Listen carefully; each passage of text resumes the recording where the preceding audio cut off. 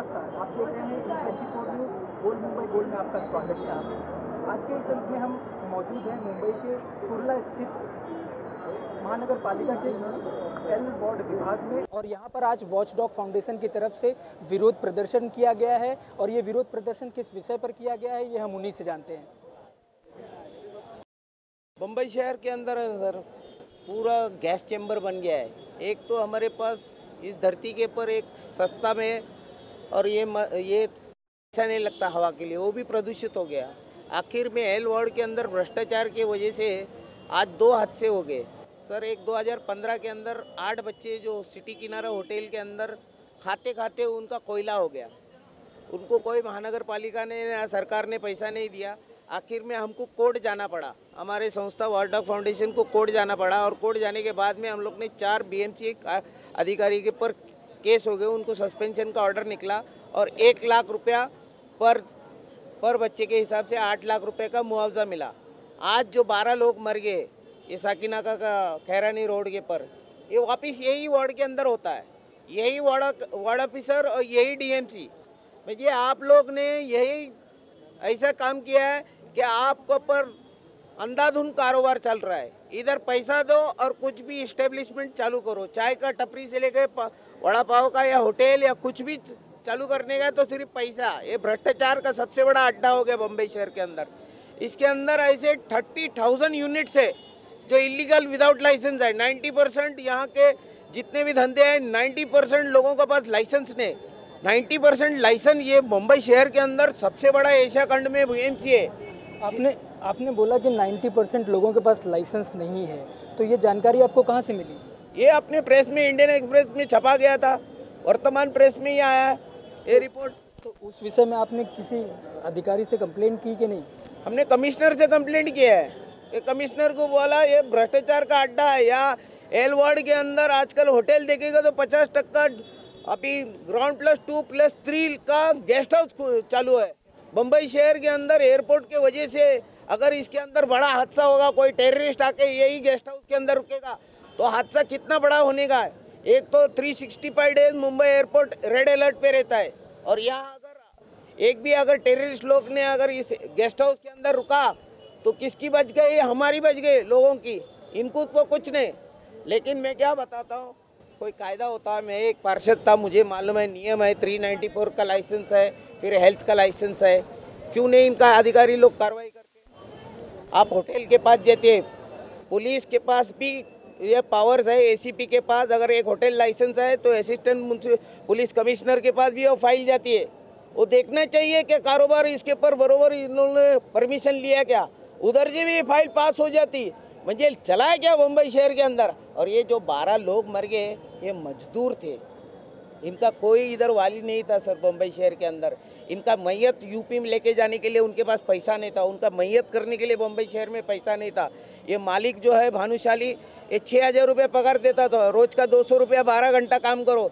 6,000 रुपये 6 महीने का पगार इन्होंने रुकाया इनका, ये मालिक लोग ने। और इसके वजह से ये लोगों की, गरीब लोगों की जान गई। इसके अंदर ना एक MP ने आवाज़ उठाया, ना MLA ने उठाया, ना पार्षद ने उठाया। मेरा सबसे बड़ा आरोप है कि मैं भी एक कॉरपोरेटर रह चुका। अगर बस्ती के अंदर कहाँ भी अगर इलीगल होता है या कोई भी धंधा इलीगल चलता है तो पार्षद को मालूम है। लेकिन पार्षद अगर कोई इलीगल एक्टिविटीज़ करता है तो नियम ये बताता है कि उसको डिस्क्वालीफाई होना पड़ेगा। मेरा घर अगर मैंने इलीगल बनाया 1 इंच भी 1 फुट भी तो मेरे को डिस्क्वालिफिकेशन का नोटिस होना पड़ेगा। तो यहाँ पहला खैरानी रोड का जो नगर सेवक है इसको डिस्क्वालीफाई होना जरूरी है कॉरपोरेशन में, तब मुंबई शहर सुधरेगी, नहीं तो नहीं सुधरेगी। तो आपने सुना कि किस तरह से जो ये प्रदर्शन कर रहे हैं, इनकी मांग है कि जो इस इलाके के जो जनप्रतिनिधि हैं और जो यहाँ के कर्ता धर्ता हैं उनके ऊपर एक ये जिम्मेदारी बनती है कि वो अपने पद से इस्तीफ़ा दें, क्योंकि इस तरह का जो हादसा हुआ है, आपको मैं बता दूं कि असंगठित क्षेत्र में काम करने वाले मजदूर की सुरक्षा के व्यवस्था पर ये सवाल उठाया गया है। हमेशा उनकी सुरक्षा सवालों के घेरे में रहती है, प्रशासन की तरफ से लगातार अनदेखी की जाती है। सवाल ये प्रशासन से है कि प्रशासन इस विषय पर चुप क्यों बैठा है और इस क्षेत्र में कोई काम क्यों नहीं कर रहा। तो हम इन्हीं से जानते हैं कि किस तरह से इन्होंने किस तरह की कंप्लेंट की है और इन्हें किस तरह का प्रतिसाद मिला। पुलिस कमिश्नर ने हमको रिप्लाई दे दिया ईमेल का क्या हमने जॉइंट कमिश्नर जॉइंट सीपी को ये एक्शन के लिए, लेकिन मुझे नहीं लगता एक्शन होगा। ये एक्शन वापस उतना ही हो गया कि मालिक के पर। मुझे चाहिए अधिकारी जो भ्रष्टाचार अधिकारी है, जिसने लाइसेंस दिया, यहाँ का वार्ड ऑफिसर, यहाँ का डीएमसी, यहाँ का म्यूनसिपल कमिश्नर, इनके पर भी एफआईआर लॉन्च होना चाहिए और ताबड़तोड़ इनको मुआवजा देना चाहिए। यहाँ की जो खासदार है पूनम महाजन, ये सिटी किनारा के होटल के अंदर भी एक लफ्ज पार्लियामेंट में नहीं उठाया, ना नसीम खान ने वहाँ उठाया इधर स्टेट असेंबली के अंदर, और मुआवजा आज तक नहीं मिला इनके तरफ से। ये लोग बड़ी बड़ी बातें करते हैं। हमारा प्राइम मिनिस्टर कहता है सबका साथ सबका विकास, लेकिन इस एल वार्ड के अंदर विनाश हो रहा है। पूनम ताई, आप सबके मायदाता बोलते हैं ना, विनाश हो रहा है। आज अगर ये 12 लोगों को आप कॉम्पेंसेशन देगा तो हम तुमको सैल्यूट करेगा, नहीं तो आने वाले 2019 के अंदर आपको आपकी जगह बताएंगे। तो आपने सुना कि किस तरह का आक्रोश है और किस तरह से नाराज़ हैं यहाँ के लोग, और इनकी नाराज़गी सिर्फ इसलिए नहीं है कि प्रशासन यहाँ अनदेखी कर रहा है, इनकी नाराज़गी इसलिए भी है कि प्रशासन इस तरह के हादसों के बाद मुआवजों का ऐलान तो कर देता है, लेकिन वो मुआवजे लोगों तक पहुँच नहीं पाते। मैं आपसे ये भी जानना चाहूँगा कि ये जो भी 12 लोगों का जो हादसा आप बता रहे हैं कि इसमें मुआवजे का ऐलान हुआ था क्या? मुआवजा का ऐलान हो गया ही नहीं सर आज तक। अभी हम लोग तब तक के लिए नहीं सोएंगे, वॉचडॉग की हमारी टीम सब, हम लोग तब तक के लिए नहीं सोएंगे जब तक एक गरीब मजदूर को न्याय नहीं मिलेगा, तब तक के लिए। आने वाले दिन के अंदर हम काले झंडे पूनम ताई को भी बताएंगे, वक्त गिरेगा तो जाके वर्षा बंगला के पर भी हम जाएंगे, लेकिन गरीब मजदूरों को मुआवजा देना ही देना पड़ेगा सरकार को, और सरकार को 10 बार सोचना पड़ेगा। ये तो आज हमारा सिर्फ ट्रेलर है, आने वाले दिन के अंदर हम पिक्चर भी बताने वाले हैं। हम रहते सारे एयरपोर्ट पे, हम तो ये टॉपिक है ना, इंटरनेशनल एयरपोर्ट के टूरिस्ट जो आते हैं ना, उनको भी बताने की ताकत रखते हैं उधर। एक दिन नहीं तो सारे एयरपोर्ट रोड हम लोग बंद करेगा और ये इशू वर्ल्ड वाइड इशू बनाएंगे। ये वर्ल्ड वाइड इशू बनाने की बात तो कर रहे हैं, लेकिन इनकी नाराज़गी गलत भी नहीं है, क्योंकि इस तरह के मुआवजों का ऐलान करना और मुआवजे नहीं देना ये सरासर गलत है, क्योंकि प्रशासन की ये जिम्मेदारी होती है कि मुआवजों का ऐलान किया जाए तो वो मुआवजे लोगों तक पहुँचे भी, लेकिन किसी न किसी तरह से प्रशासन की अनदेखी और लापरवाही का यहाँ पर नज़ारा देखने को मिल रहा है। और जो कुंभकर्णीय नींद का आरोप ये लगा रहे हैं, उस कुंभकर्णीय नींद का भी नज़ारा देखने को यहाँ मिल रहा है। हम आगे भी जारी रखेंगे इस कार्यक्रम को और इनसे लगातार जानने की हम कोशिश कर रहे हैं कि किस तरह से प्रशासन अनदेखी कर रहा है। यहाँ पे बहुत सारे और भी विषय हैं, सिर्फ ये एक ही विषय नहीं है। इसके पहले 2015 में भी मैं आपको बता दूं कि इस तरह का हादसा हुआ था और उन लोगों को भी कंपनसेशन अभी तक नहीं मिल पाया है। तो उस विषय में भी बताइए मुझे कि 2015 में जो हादसा हुआ था, तो उस हादसे में क्या हुआ? अक्टूबर 2015 में 16 अक्टूबर 2015 में होटल सिटी किना कुर्ला स्थित में 8 कॉलेज के लड़के मतलब खाते खाते उसका वहाँ पे आग लगने से देहांत हो गया। जब ये घटना घटी तो उसके अंदर हमारे एक जानकार फैमिली वाले थे, उनकी भी बच्ची उसके अंदर मृतक हो गई। तो उसके बाद में हमने एक बेड़ा उठाया कि इसको हम इंसाफ दिला के रहेंगे। और उसके बाद विषय में जो आपने बीड़ा उठाया इंसाफ दिलाने के लिए, तो उस विषय में कहाँ तक आगे बात पहुँची? नहीं, तो उसके लिए पहले हमने जितने भी आरटीआई डालने थे एप्लीकेशन, और उसके तहत हमने पूरा जानकारी निकाली। बीएमसी के मनपा के जितने भी डिपार्टमेंट है, हेल्थ डिपार्टमेंट, लाइसेंस डिपार्टमेंट है और बिल्डिंग एंड फैक्ट्रीज डिपार्टमेंट से जानकारी प्राप्त की। उसके बाद में हमने हिंदुस्तान पेट्रोलियम से भी जानकारी प्राप्त की, पीडब्ल्यू डिपार्टमेंट से। और उसके बाद हमको इतना मतलब जो जानकारी हासिल हुई उसके तहत ये मालूम पड़ता है कि ये पूरा मतलब कारोबार इलीगल चल रहा था और इसकी पूरी मनपा ऑफिशियल्स की मिलीभगत से चल रहा था और उसके ऊपर सब अनदेखी हो गई थी।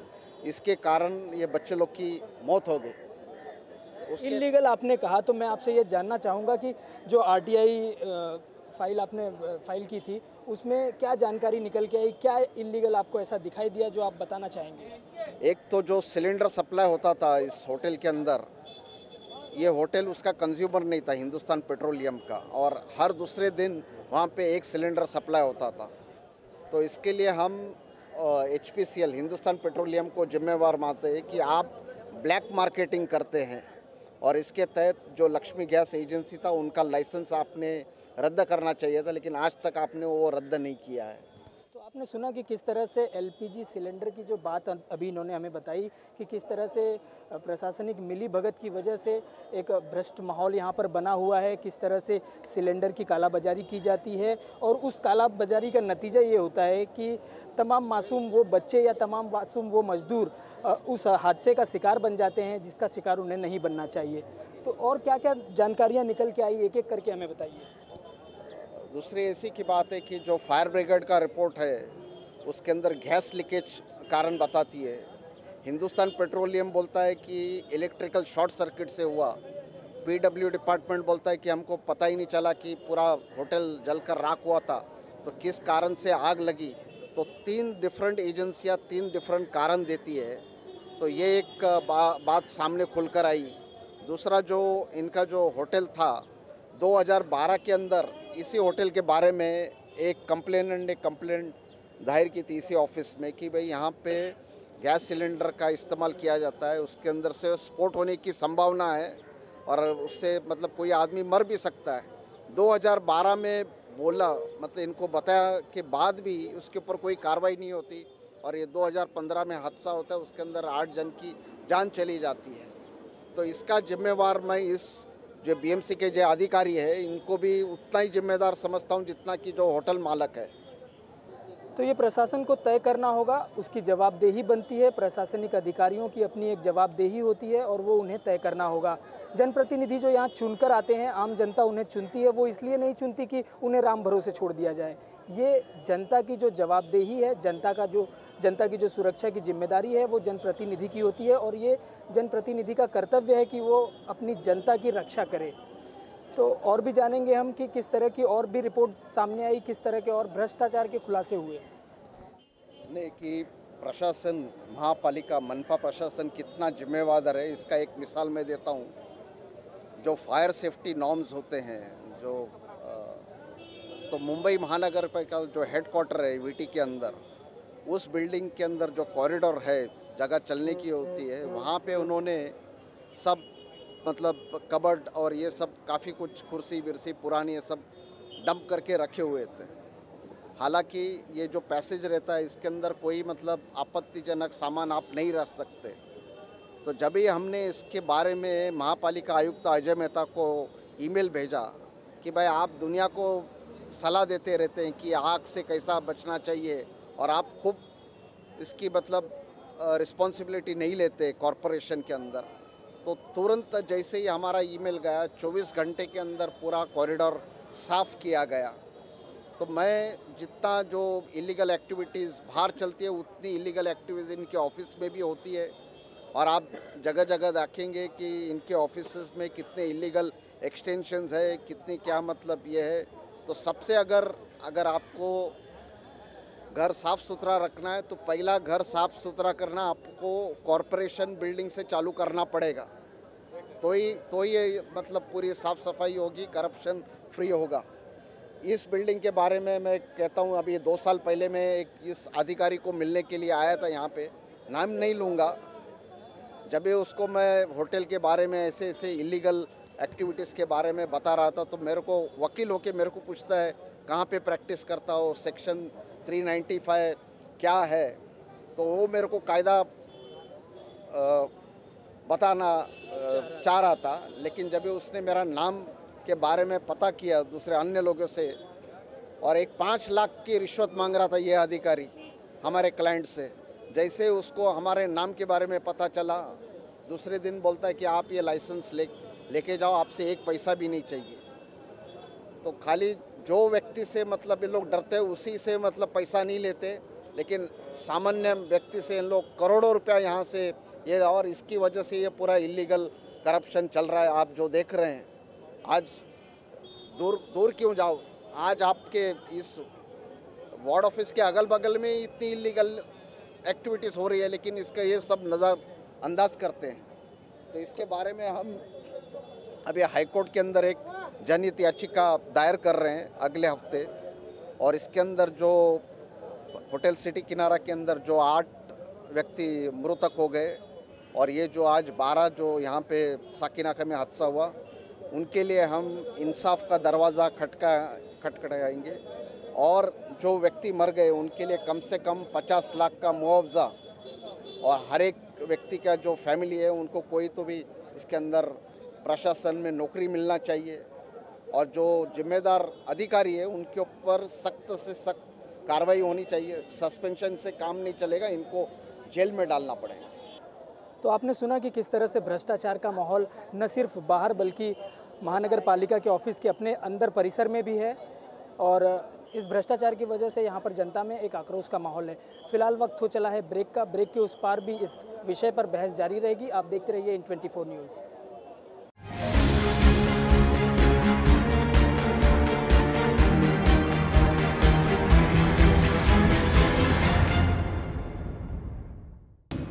तुझे यहाँ से शहर कैसा दिखता है? बहुत बड़ा नजर आता है ये शहर। खुद को बड़ा करेगा ना तो वही शहर छोटा नजर आएगा।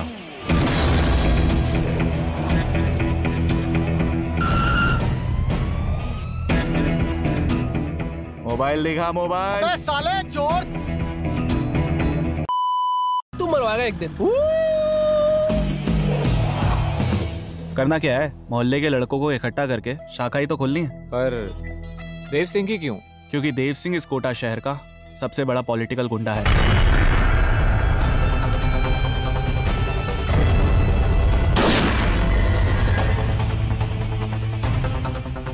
भौंक।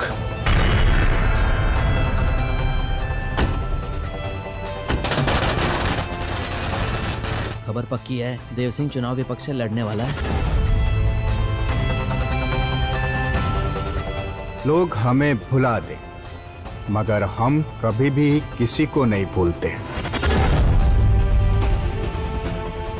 सोच रहा हूँ कि तुझे बड़ा आदमी बना दूं, मुझसे भी बड़ा।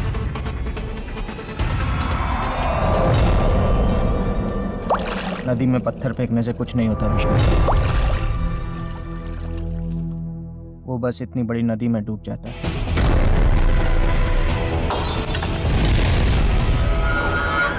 वो ये इलेक्शन जीतना नहीं चाहिए।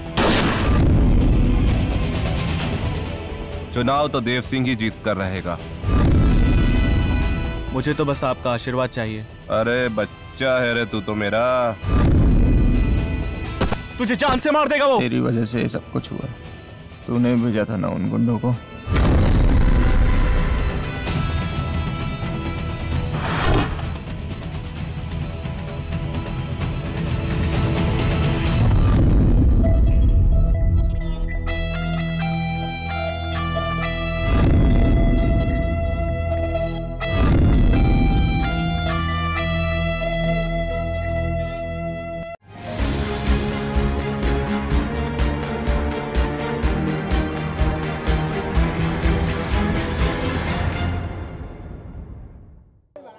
ब्रेक के बाद एक बार फिर आपका स्वागत है। ब्रेक के पहले हम जिस विषय पर चर्चा कर रहे थे उसी विषय को आगे बढ़ाएंगे और आपको बता दें कि किस तरह से यहाँ सरकारी अफसरों और सरकारी बाबुओं के भ्रष्टाचार के बीच आम जनता पिस रही है, और जो असंगठित क्षेत्र के जो मजदूर हैं वो मजदूर की सुरक्षा को लेकर यहाँ पर सवाल अब भी बना हुआ है। तो आप बताइए कि किस तरह से आज आप यहाँ आए और किस तरह से विरोध प्रदर्शन किया आपका? जो ये 12 जन मर गए सुन के बहुत मतलब दुख हुआ, तो हम बोले कि चलो भाई श्रद्धांजलि देने के लिए आए। मतलब उनको इतने गरीब थे बेचारे कि अभी सुना गया कि इतनी बुरी तरह उनको जल के ये हुआ, तो इसके लिए हम भी उनके आत्मा को शांति के लिए प्रार्थना करने के लिए हम भी आए थे। तो देखा कि आपने यहाँ पर श्रद्धांजलि भी दी गई। लोगों में निराशा भी है और एक आक्रोश भी है, और आपको बता दें कि जो सरकारी अफसर हैं वो किसी न किसी तरह की यहाँ पर लापरवाही दिखा रहे हैं, और इस लापरवाही को लेकर ही जनता में आक्रोश का माहौल है। आप बताइए कि किस तरह की लापरवाही आपको देखने को मिली यहाँ पे? लापरवाही ये है कि सरकार जो कानून बनाती है जनता की सुविधा के लिए, लेकिन इस कायदे का मिसयूज़ करते हैं बाबू और अधिकारी। इस कायदे के कानून के आड़ में ये लोग भ्रष्टाचार करते हैं, और भ्रष्टाचार करने से ये हादसे होते हैं, और जब हादसा होता है उसके ऊपर जांच होती है, और जांच ऐसी होती है कि वो जैसे बीरबल की बीरबल की हंडी है ना, जिसको खिचड़ी की हंडी, वो कभी आँच उसको लगती नहीं, जांच पूरी कभी होती नहीं है और मामला पुराना होने के बाद वो ठंडे बक्से में चला जाता है और सब लोग भूल जाते हैं। और बम्बई बस्ती ऐसी है कि जो हादसा हो जाता है उसी वक्त अपना गर्म जोश बताते हैं, फिर सब अपने काम धंधे पे लग जाते हैं। ये बम्बई की हालत है। तो हमको इस सरकार के विरोध में हमको सरकार को ये जगाना है कि सरकार कायदा तो बनाती है हमारे लिए, लेकिन उस पर अंकुश लगाओ, अच्छे अच्छे अधिकारी और अच्छे अच्छे जो उसके ऊपर देखरेख करने वाले, उस काम की अधिकारी को जांच करनी चाहिए, वो काम अच्छा होगा। क्योंकि भ्रष्ट ऐसी चीज़ है, भ्रष्ट की सुनामी से उठती है महंगाई की लाट और मेरे देश का किसान चढ़ रहा है मौत के घाट। आज किसानों की भी जो आत्महत्या हो रही है भ्रष्टाचारी की वजह से हो रही है। मैं आपसे ये भी जानना चाहूँगा कि आप बुज़ुर्ग भी हैं और काफ़ी तजुर्बा भी रखते हैं, तो जहाँ पर एक तरफ सरकार, भारत सरकार प्रधानमंत्री नरेंद्र मोदी के नेतृत्व में भ्रष्टाचार मुक्त भारत की बात कर रही है, स्वच्छ भारत की बात कर रही है, 2022 में भारत नवनिर्माण की बात कर रही है, तो इस तरह के माहौल में जो आम मजदूर मारे जाते हैं, लापरवाही होती है, प्रशासनिक भ्रष्टाचार आपने जो कहा, तो इस लिहाज से आप 2022 को किस तरह देखते हैं, केंद्र सरकार को किस तरह देखते हैं, मैं उस पर भी जानकारी चाहूँगा। देखिए, अभी हमारी जो ये सरकार है, ये वो योजना तो बहुत करी है, योजना बहुत बता रही है, योजना तो बनती है पानी की झीलों की तरह और भ्रष्ट नेता बसते हैं बोरवेल की तरह। योजना बहुत है, लेकिन हमको आशा की किरण बता रही 2022-25, यानी तुम हमको उस तारीख तक रखो, उस तारीख तक हमको चुन के दो, हम अच्छा ज़रूर करेंगे। ये उम्मीद की किरण बता रही है हमको, लालच बता, लॉलीपॉप बता रही है। और ये सरकार आती रहेगी। अब चंद स्टेट बचे हुए हैं पूरा भगवा होने के लिए। मैं मुस्लिम हो रहा हूँ, मैं उसका विरोध नहीं कर रहा हूँ। मोदी जी के विचार, उनका विज़न बहुत अच्छा है, बहुत अच्छा है, मैं सलूट करता हूँ, उनके विचार बहुत अच्छे, लेकिन बाजू का जो उसका सराउंडिंग है ना, बहुत ख़राब चल रहा है। मोदी जी के विचार में यह है स्वच्छ भारत, स्वच्छता अच्छा विचार है, लेकिन उसको पालन नहीं हो रहा है क्योंकि बाबू और अधिकारी ये सब भ्रष्टाचार के पीछे लगे हुए हैं। भ्रष्टाचार जब तक यहाँ से इस देश से ख़त्म नहीं होगा, ये देश में कभी तरक्की नहीं हो सकता और भ्रष्टाचार की वजह से हमारे देश के लिए बहुत बड़ा घातक है। और रहा सवाल दूसरा भ्रष्टाचार ये हो रहा है कि ये EVM मशीन, जब तक EVM मशीन जिस सत्ता वाले के साथ में है और मीडिया जिसके साथ में है, उसकी सत्ता आएगी और आते रहेगी, ये कभी बंद नहीं होने वाली। क्योंकि EVM में वो काम हो रहा है, क्योंकि ये इलेक्ट्रॉनिक से बनी हुई चीज़ है। EVM मशीन इलेक्ट्रॉनिक से बनी हुई चीज़ है, इसको कोई भगवान ने नहीं बनाया, इंसान ने बनाया है। इलेक्ट्रॉनिक का ज़माना है, इसमें ये बेईमानी का चिप रख सकता है और ये बेईमानी होती है टाइमर के हिसाब से होती है और वोटिंग जिससे होती है 1000-2000 के बाद फिर बेईमानी का उसको सेटिंग कर दो, ये कुछ भी हो सकता है। तो ये भ्रष्टाचार जो है, भ्रष्टाचार के पीछे जब तक ख़त्म नहीं होगा भ्रष्टाचार, यहाँ पर अशांति ही रहेगी, कभी शांति आ नहीं सकती। तो आपने देखा कि बुजुर्ग थे जो बता रहे थे कि किस तरह से भ्रष्टाचार भारत में व्याप्त हो चुका है और तमाम केंद्र सरकार की कोशिशों के बावजूद भ्रष्टाचार लगातार पनप रहा है। प्रधानमंत्री ने लाखों करोड़ों रुपए की योजनाएं भी बनाई है, भ्रष्टाचार को खत्म करने की बात भी की जा रही है। लगातार केंद्र सरकार भी भ्रष्टाचार खत्म करने की कोशिश कर रही है, लेकिन बावजूद इसके भ्रष्टाचार पनप रहा है और लोगों की जान ले रहा है। चलते चलते हम एक बार लास्ट में वापस वॉचडॉग फाउंडेशन के अध्यक्ष से बात करेंगे और जानना चाहेंगे कि किस तरह से ये जो आज का कार्यक्रम था वो सब शॉर्ट में ये बताता हूँ कि बम्बई शहर के अंदर सबसे बड़ा दलाली का अड्डा और भ्रष्टाचार का अड्डा एल वार्ड है। एल वार्ड के अंदर दूसरा किस्सा होता है, एक बार 8 बच्चे मरते हैं, आज 12 आदमी मर गए। इनको कोई जूं इनसे कान से हटने वाली नहीं। एक गेंदे की कातड़ी जैसे ने इनको पट्टे से भी मारेगा ना तो इन लोग सुधरने वाले नहीं। इनको कलम से ठोकना मांगता है। बाबा साहब ने बोला है हमको, शिका संगठित हुआ है, संघर्ष करा, अन्यायला वाचा फोड़ो। इनको कलम से ठोकूंगा और जब तक इनको ठोकूंगा नहीं कलम से और न्याय जब तक वो लोगों को नहीं दूंगा तब तक के लिए चैन की नींद नहीं सोऊंगा। मैं एक ही मांग करता हूँ आपके माध्यम, आपके टीवी के माध्यम से, यहाँ का नगर सेवक जिस क्षेत्र के अंदर खैरानी रोड पे हो गया, उसका पहला उसने राजीनामा देना चाहिए कि उसको मालूम था कि वो फरसान का जो ये है दुकान है ये इलीगल है, और इसको मालूम था इसके आशीर्वाद से ही फर्स्ट फ्लोर बना है। अगर मैं भी एक पार्षद था, मेरा घर अगर मैं 1 फुट भी या 2 फुट उठाऊंगा ना तो मेरी सदस्यता रद्द हो जाती है, तो इसका पहला सदस्यता रद्द होना चाहिए। जब ये चलेगा बम्बई शहर में तो सुधार होगी। हमारा प्राइम मिनिस्टर कहता है सबका साथ सबका विकास, लेकिन इधर विनाश हो गया सब। और विनाश होने के बाद में यहाँ की पूनम महाजन आज तक उन लोग को मिलने को नहीं आई। जब वो 2015 में 8 बच्चे मर गए उनको भी मिलने को नहीं आई। उनके लिए हाँ, यहाँ की सांसद है, हमारी बहन है, बहुत अच्छी वक्ता है, बहुत अच्छी बात करती है, पूरे हिंदुस्तान में घूमती है, अपनी बड़ी बड़ी बात करते हैं। लेकिन जो क्षेत्र के अंदर तुमको जिस वोट दिया उस क्षेत्र के अंदर तुम विनाश कर रहा है। और विनाश करने के बाद में वो मृत्युजन को जो मर गए उनके परिवार को पैसा नहीं था साहब, उनकी चिता जलाने के लिए उनके पास पैसा नहीं था, उनको मुल्क में माँ बाप के पास बॉडी भेजने के लिए पैसा नहीं था। तो पूनम महाजन आपके पास टाइम नहीं, लेकिन 2019 आ रही है तब तुमको लोग देंगे। संजय पोतनीस भी है यहाँ के, ये लोग दोनों जन इनको मालूम है 90% क्षेत्र बोलेगा तो 90% के पास लाइसेंस नहीं। 30,000 यूनिट ऐसे ही चलते, राम भरोसे चलते।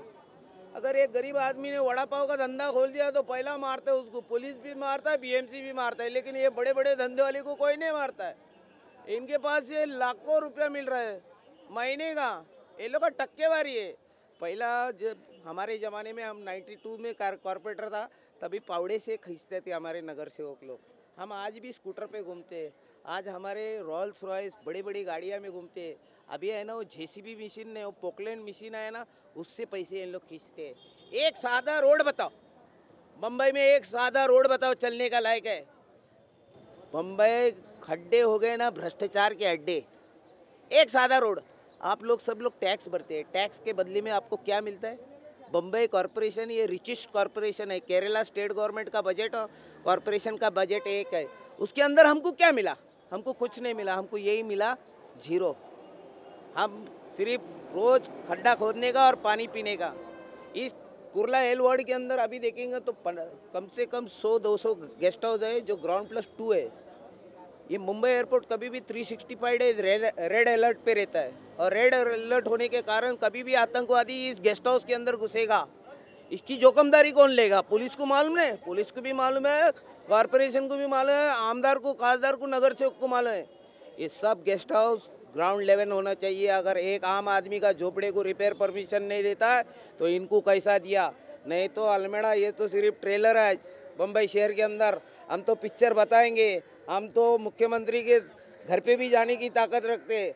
हम तो ये बात अभी आने वाले दिन के अंदर सार एयरपोर्ट रोड है मेरे पास, और सार एयरपोर्ट रोड पे मैं काला झंडा बताऊंगा, और इंटरनेशनल रोड बंद करने की भी ताकत हमारी जनता में है। एक दिन ऐसा करके ये एल वार्ड को सुधराऊंगा। बहुत बहुत धन्यवाद। तो आपने सुना कि किस तरह से इन्होंने बताया कि ये लगातार संघर्ष करते रहेंगे, और मैं आपको बताना चाहूँगा कि इस एल वार्ड में बात करते करते हम केंद्र तक पहुंच गए। भ्रष्टाचार यहां से लेकर केंद्र तक व्याप्त जरूर है, लेकिन आपको ये बताऊंगा कि इसी वार्ड में पिछली बार 2015 में भी 8 लोगों की मृत्यु हुई थी, और इसी वार्ड में अब जो पिछले दिनों दुर्घटना हुई है उसमें 12 लोगों की जान गई है। बावजूद इसके प्रशासन अब भी कुंभकर्णी नींद में सोया हुआ है, और ये आरोप लग रहे हैं प्रशासन पे कि यहाँ पर भ्रष्टाचार, एल वार्ड में भ्रष्टाचार सबसे अधिक है। तो इस पर प्रशासन को भी कार्रवाई करनी चाहिए, और प्रशासन को इस पर जवाबदेही तय करनी चाहिए, ये प्रशासन की जिम्मेदारी है। कैमरामैन सदानंद शेट्टी के साथ अनिल सिंह, इन 24 न्यूज़, मुंबई।